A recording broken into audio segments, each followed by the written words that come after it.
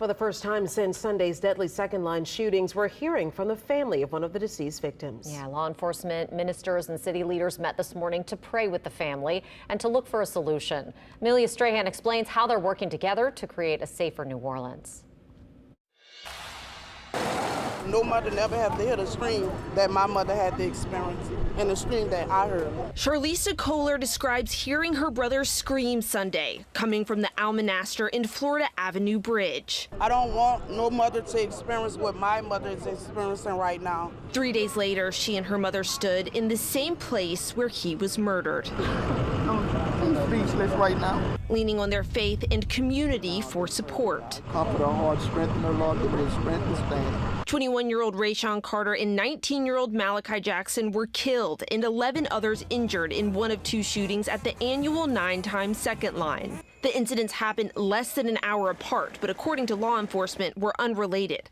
On Wednesday, law enforcement and faith leaders gathered for an emotional call to action, asking the community to work with the NOPD to keep our streets safe. It's getting into communities in the neighborhood level, walking that community with a message of peace. According to Councilmember Oliver Thomas, protecting Second Line should be a top priority for the city. How do we have safe, productive events that represent the history of New Orleans? So we went straight to the top. At an event Wednesday, we tried asking Mayor LaToya Cantrell how the city plans to keep Second Line safe in light of Sunday's tragedy. Mayor Cantrell refused to comment on Sunday's shootings, and her director of communications, Terry Davis, said she would post a video online later. Could you just tell us why she wants to make the comment on a video but not directly to the media? Because that's what we've chosen to do regarding that. For Kohler, Second Lines will probably never feel the same, but says protecting them is protecting New Orleans' expression of culture.